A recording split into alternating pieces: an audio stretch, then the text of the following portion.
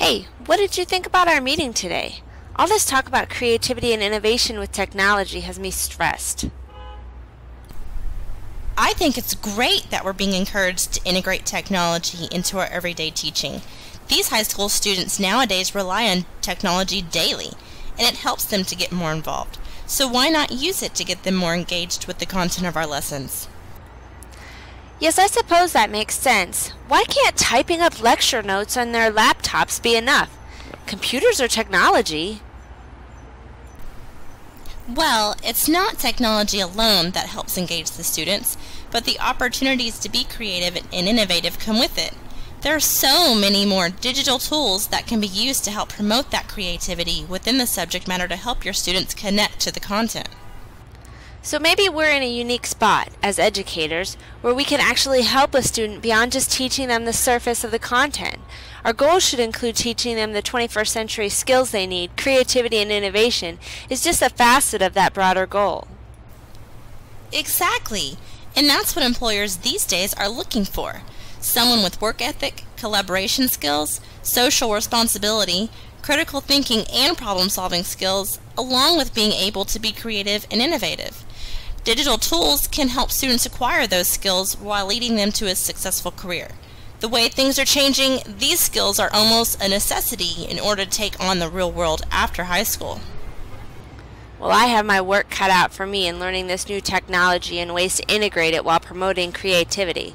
I suppose I will have to shift my role as a teacher from an information expert and facilitator to a collaborator in learning, aka a student, again. I'm not saying you have to reinvent the wheel. Just think of ways you can push your students to think or answer creatively. Okay, you teach math, so it would be fairly easy for you to incorporate more real-world discussions while staying with your desired content. You could even add digital tools like Skype, blogs, podcasts, storyboards, or voice threads to foster the topic discussion or to present a group project. That doesn't sound too scary. It actually sounds interesting and very similar to what I already do, but with a little digital spin to it. I try to help my students understand the purpose behind the content beyond the grades, and I feel they are more engaged to the content when I integrate more real-world topics and discussions. Not to mention, it allows them to use their critical thinking, problem-solving, and collaboration skills. Absolutely. I have found more student success when the task presented mirrors the kind of work done in the real world. The students are able to see its usefulness and purpose. For example, I have recently used a blog activity from www.brainpop.com. The students were to research a mainstream news article and compare it to an online blog article. Then they were to write their own reflections and opinions to help stimulate some open class discussions and debates. I have also read that another huge factor of success within creativity and innovation is being able to create an environment or classroom that is a safe place for risk-taking. Sure, I do promote a risk-free zone that enables students to feel less vulnerable about pushing the envelope with their ideas, assignments, and discussions. I don't allow judgment so they do not fear being wrong, and creativity is at its finest. It can get a little out of hand some days. For the most part, it's a very successful strategy. See? You already have the tools to promote creativity and innovation, and you will find that using digital tools will help engage your students to the subject matter even more. If you need some more examples of how I integrate technology into my lesson, you're more than welcome to check out my class blog.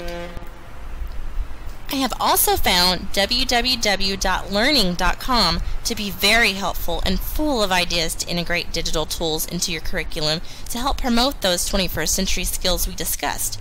It's a one-stop shop that does it for you, from training to teaching ideas and even assessment ideas. I've heard of some technology that I'm going to try.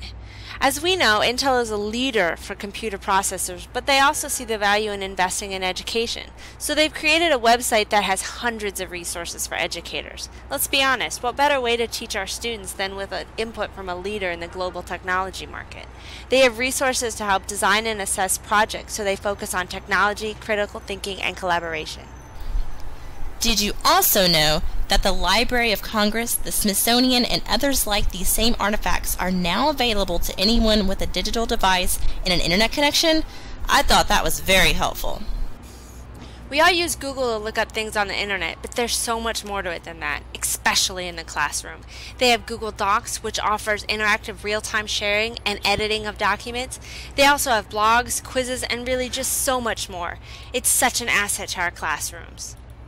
Since I'm a math teacher, I know how valuable the National Council of Teachers of Mathematics is.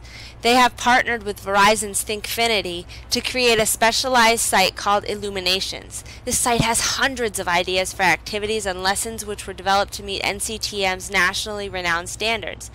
The NCTM standards were also used to develop our TEKS, so using their resources will always be in line. These sites are about high-order thinking and using real-life situations to make learning authentic. The list of many resources we've talked about today on this webinar is on http://teacherisland.wikispaces.com.